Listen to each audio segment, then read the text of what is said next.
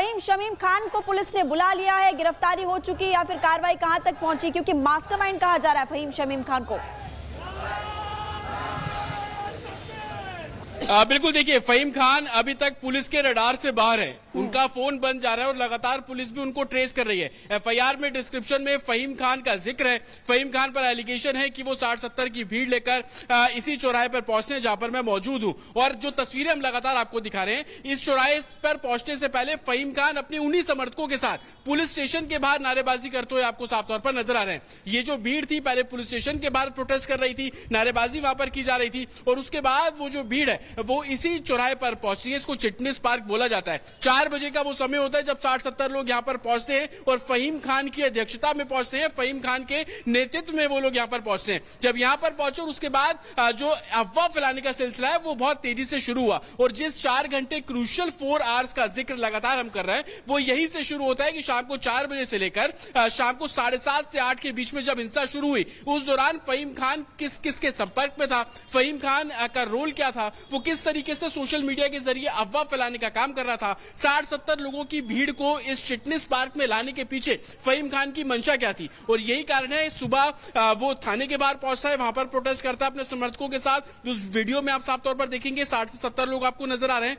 और जब वो शाम को इस चिटनिस पार्क में पहुंचता है तो यहां पर भी वो विरोध करता है। और मैं आपको तस्वीरें यहां पर दिखा दूं, यहीं से ही हिंसा की शुरुआत होती है, यहीं से ही जो पत्थरबाजी की शुरुआत होती है, और इधर से ही लोग अलग अलग लोकेशंस में जाते हैं और घरों पर पथराव करते हैं, गाड़ियों में आगजनी करते हैं। इसी जगह पर जेसीबी मशीन में आग लगा दी गई थी, इसी जगह पर जो गाड़ी तोड़ी गई उसमें आग लगा दी गई थी। और सबसे महत्वपूर्ण ये, आप टाइमिंग पर गौर कीजिए, सुबह जब पुलिस स्टेशन में प्रोटेस्ट किया जा रहा था उसका खास असर नहीं हुआ, तो वो शाम को जब चिटनिस पार्क पहुंचा 4 बजे, क्योंकि शाम को नमाज अदा करने का समय होता है, भीड़ बड़ी संख्या में नमाज अदा करने के लिए अलग अलग मस्जिद में जाती है, और इसी चिटनिस पार्क के सटी हुई ये मस्जिद है। आप देखिए 2 मंजिला ये मस्जिद है। यहां पर जब लोग पहुंचे उन्होंने भीड़ को देखा कि यहां पर भीड़ इकट्ठी है, तो जाहिर सी बात है लोग जानना चाहते हैं कि आखिरकार इतनी भीड़ इकट्ठी क्यों हुई, और यहीं से ही जो अफवाह फैली, अफवाह फ्लोट हुई, वो सबसे बड़ा कारण था। और जब नमाज अदा करने के बाद लोग बाहर आए, जो भीड़ 60 से 70 की थी वो तकरीबन 150 से 200 के आसपास पहुंच चुकी थी, और ऐसे ही देखते देखते ये जो पूरी सड़क है वो पट गई थी लोगों से, तकरीबन 500 से 600 लोग।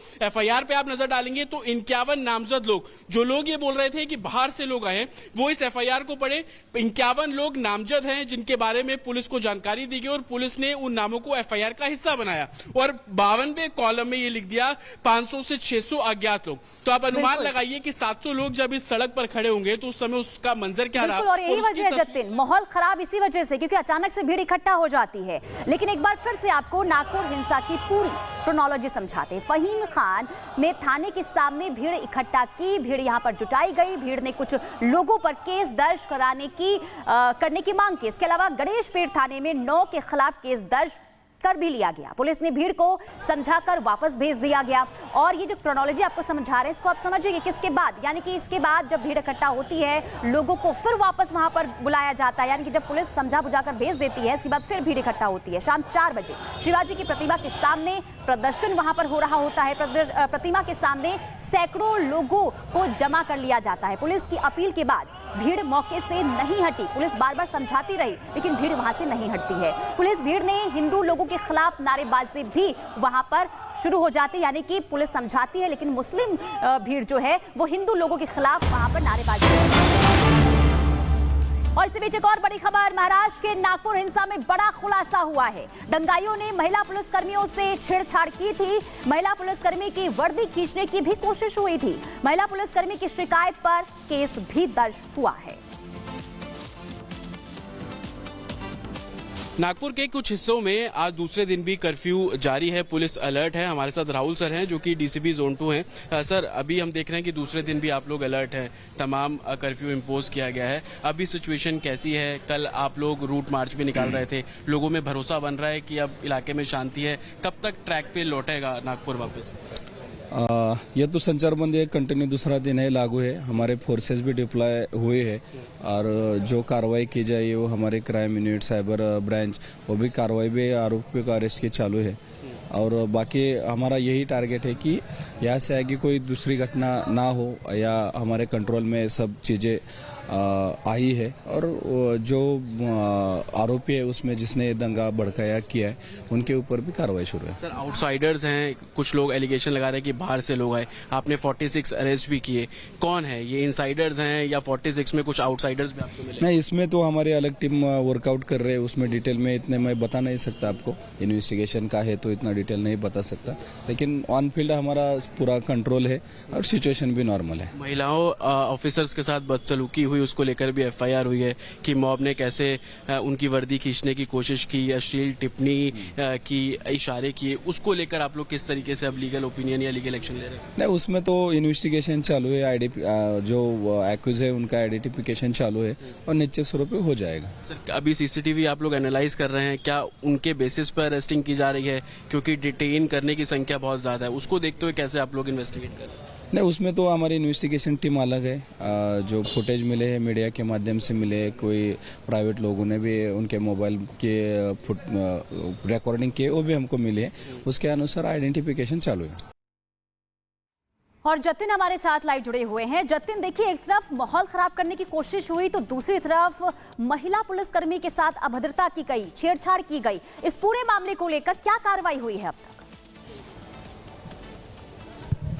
बिल्कुल, देखिए महिला पुलिसकर्मी की शिकायत के आधार पर उसमें भी एफआईआर जो है वो प्रशासन द्वारा दर्ज की जा रही है, लेकिन यही चिटनेस पार्क उसका भी गवाह है। इसी जगह पर महिला पुलिसकर्मी तैनात थी, इसी जगह पर उसके साथ बदसलूकी की और बदसलूकी करने वाले कोई और नहीं, वही उपद्रवी थे जिनको वो महिला पुलिसकर्मी हिंसा फैलाने से रोकने की कोशिश कर रही थी। अपनी शिकायत में महिला पुलिसकर्मी ने क्लियर बोला कि अश्लील टिप्पणी की गई, अश्लील इशारे किए गए, यहां तक कि महिला पुलिसकर्मी की वर्दी को खींचने की कोशिश की गई। तो आप सोचिए कि जो उपद्रवी यहाँ आए वो उपद्रवी की मानसिकता क्या रही होगी, वो किस तरीके से तोड़फोड़ करना चाहते थे, वो महिला पुलिसकर्मी को किस तरीके से ट्रीट कर रहे थे। और यही कारण है कि उपद्रवियों ने ना सिर्फ हिंसा फैलाई, उपद्रवियों ने ना सिर्फ तोड़फोड़ की, उपद्रवियों ने ना सिर्फ आगजनी की, बल्कि जो पुलिसकर्मी वहां पर तैनात थे उन पर पत्थरबाजी की तस्वीरें हम लगातार दिखा रहे थे, लेकिन महिला पुलिसकर्मियों के साथ छेड़खानी भी उनके द्वारा की गई है। और यही कारण है कि एडमिनिस्ट्रेशन का साफ तौर पर कहना है कि जो कोई भी होगा उसके खिलाफ सख्त से सख्त कार्रवाई जो है वो की जाएगी।